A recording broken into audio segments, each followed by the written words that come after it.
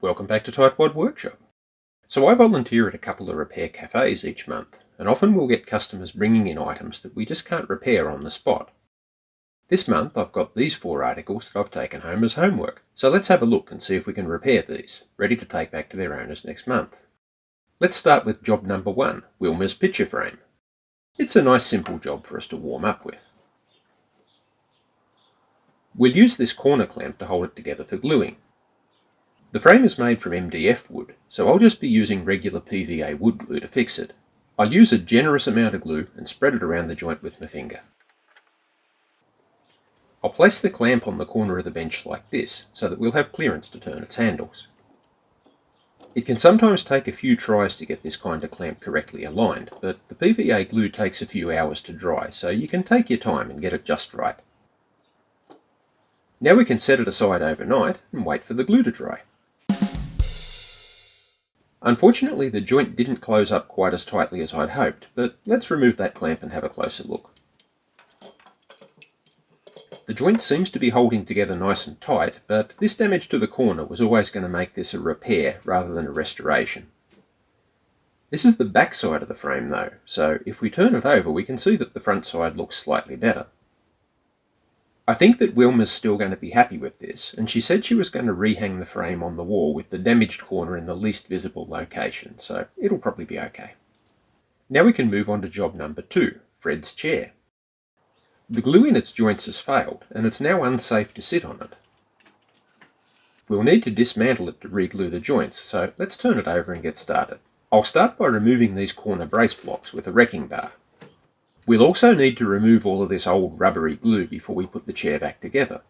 Once those brace blocks were removed, it turned out that all of the chair's joints were loose, so we'll need to fully disassemble it. Some of the joints can be pulled apart by hand, some will need a bit of levering with the wrecking bar, and some will need a little bit of gentle persuasion with a rubber mallet.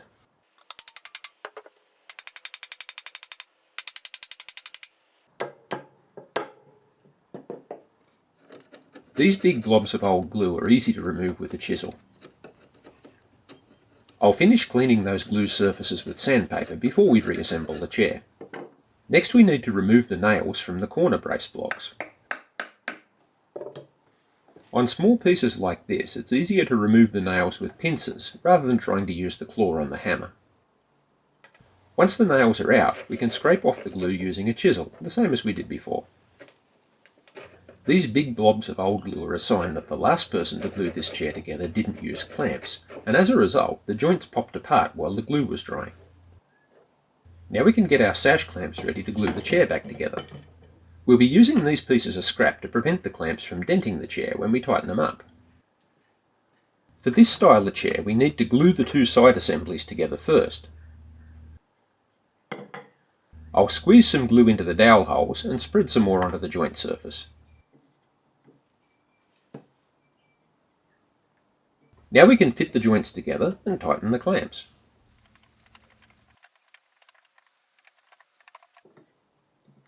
Then we can tighten the second sash clamp. Unfortunately we can't make this one super tight because the shape of this front chair leg makes it slide out of position. Once the clamps are snug, we can use a wet cloth to wipe up the excess glue. Then we can leave the chair halves to dry overnight. Once we have both of our chair halves glued back together, we can reassemble the whole chair. I'll just start by laying out the pieces on the bench in their correct locations. Then we can apply some glue and assemble our joints in the usual manner. This part of the chair's back needs to be assembled before we can fit the second chair half into position. Now we can fit the front rail and carefully line up all 4 of these joints for the other half of the chair. Once the chair is loosely fitted together, we can turn it over and clamp it up. Our first clamp will go on in the usual way. Then I'll move the chair down the bench a bit until it's resting on the second clamp and tighten it up as well. We're going to need a third clamp for this chair, and luckily for us I've recently bought another one. Because this one's upside down, it's a bit trickier to hold the wood scraps in position while you tighten up the clamp. Now I'll turn the chair upright and do a final clean-up of all those drips of glue that were squeezed out by the clamps. And once again, we'll leave the glue to dry overnight. Once the glue's dried, we can remove the clamps again. Our next step will be refitting the corner brace blocks. I'll be using these screws to hold them in place this time, rather than the nails. These screws have a flat surface here, so with luck they won't open up these cracks in the brace blocks any further. We'll start by marking and drilling new pilot holes for the screws. We want to position the screws so that they have enough length to grip the chair frame, but not so much that they'll punch out through the other side of the chair frame when we tighten them up.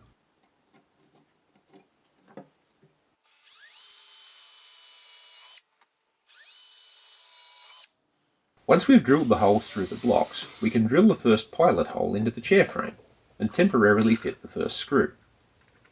Doing it this way, we can be sure that both of the screw holes through the block will be correctly lined up. Now we can remove our temporary screw and glue the block into position. This glue will provide most of the holding power for this joint, but the screws will also do their bit to help keep things together. And as I was hoping, the screws didn't open up the crack in the brace block any wider. I've used some holdfast to clamp the chair onto the workbench while I fit the front pair of brace blocks. Once again, we need to leave this glue to dry overnight, but then the chair repair is complete. Our third piece of homework is Maddie's sewing machine case. The sewing machine in the case is a 1960 Singer Model 319K and it's in good condition. Our job today is just to give the wooden case a little bit of love. We'll start by loosening these hinge screws and then removing the machine head from the case. The case has done a really good job of protecting the machine for the past 65 years, but now it could use a little refreshment. We'll start by removing the metal clips from the base.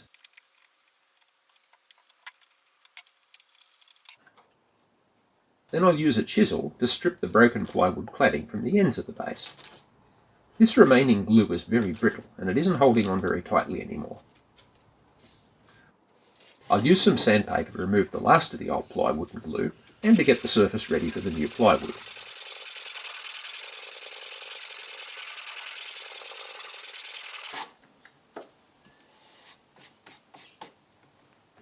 Next we can measure the end of the base for our new plywood cladding. I don't have any plywood that's an exact match for the old stuff, but I think this piece will work okay. The old plywood had the grain running up and down, which probably contributed to some of the splitting, so I'll be fitting the new plywood with the grain running horizontally instead. I'll use a couple of holdfasts to keep the plywood steady while I saw it. A tenon saw works well for making short cuts in plywood like this.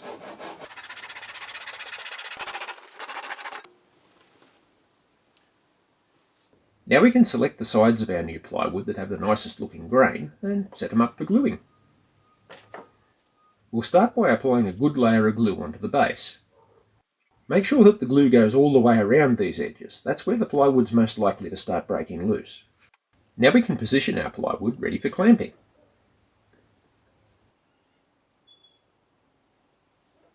We'll use this piece of wood to spread the clamping pressure over the whole surface of the plywood. Now since the sides of this base are tapered, we'll need to use this extra piece of scrap underneath our clamps. I'll glue and clamp the other end in the same way. Then we can set it aside for the glue to dry overnight. Once the glue's dried, we can remove the clamps and trim the new plywood. It's a lot easier to cut the plywood oversized and then plane it down to an exact fit. I'll plane the top and bottom edges first, then finish off the corners. We'll use sandpaper to round off the corners so that they're less inclined to get chipped and dented.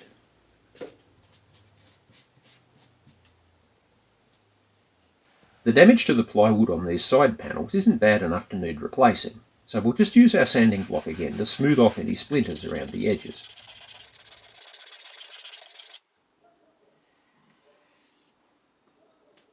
Next we need to give the remaining surfaces a light sanding to remove any dirt and grease and old varnish.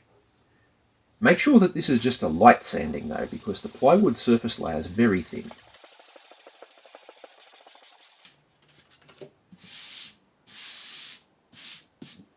The glue's failed in this joint between the top and the sides of the case lid. We'll fix that by working some glue into the joint. I'll hold the joint open and press the glue in with my fingers, and then bounce the joint open and closed a few times to spread the glue thoroughly. Now we can set the lid upright and wipe off any excess glue with a wet cloth. Next we'll use a layer of cling wrap to prevent any of that remaining glue from sticking to our clamp board. Then we can place our clamping board on top and weigh it down with this big block of cast iron. This block weighs about 15 kilograms or 33 pounds, and that should be plenty to hold things firmly in place while the glue dries. I offered Maddie this choice of wood stain colours, and she's selected dusty oak. So now we'll glove up and get ready to apply the stain to the base. I'm applying the stain using a clean piece of soft cloth. Just use nice long strokes in the direction of the wood grain. We're using this stain so that our new plywood will be colour matched with the original pieces. I'll stain the case lid in the same way, then use a small paintbrush to work the stain into these chipped areas that the cloth won't reach. Once we've finished applying the stain, I'll put the case in the sun for a few hours to dry before we move on to the varnish. I'll be using the same water-based varnish that we used in the chair repair video a few months ago. Make sure you give it a thorough stirring before you use it. I'll apply the varnish using a brush. Once again, use nice long strokes in the direction of the wood grain. I applied 3 coats of varnish with 3 hours of drying time between each coat. You can use these extra light dabbing strokes to clean up any drips or runs. Our final piece of homework is Leonie's garden fork. Its first problem is this bent tine. We'll fix that by heating it up with this butane blowtorch and bending it back into position. This torch is a little bit on the small size for the job, but we only need to heat the fork to this dull red colour to be able to bend it. Once we reach that red heat, we can remove the torch and use this old bicycle handlebar for some extra bending leverage.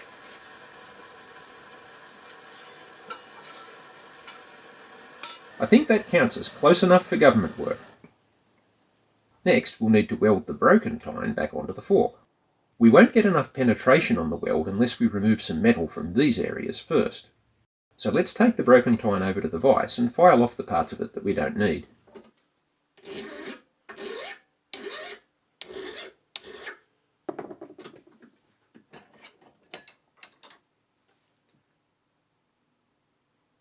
I'll be using this piece of scrap steel and some G-clamps to hold everything in position so that we can get ready to weld. The garden fork's made from some unknown type of stainless steel, and these TIG welding rods claim to be compatible with various grades of stainless, so we'll give them a try. Now, I'm still very much a beginner to TIG welding, so please excuse any bad language you hear in the next few minutes.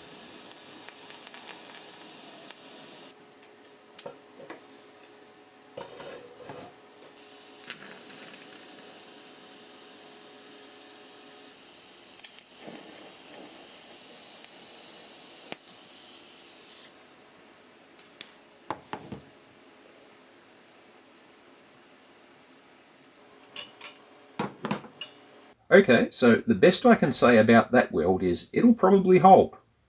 Just in case it won't hold, I'll give it a quick garden test. Once again, I think that's close enough for government work.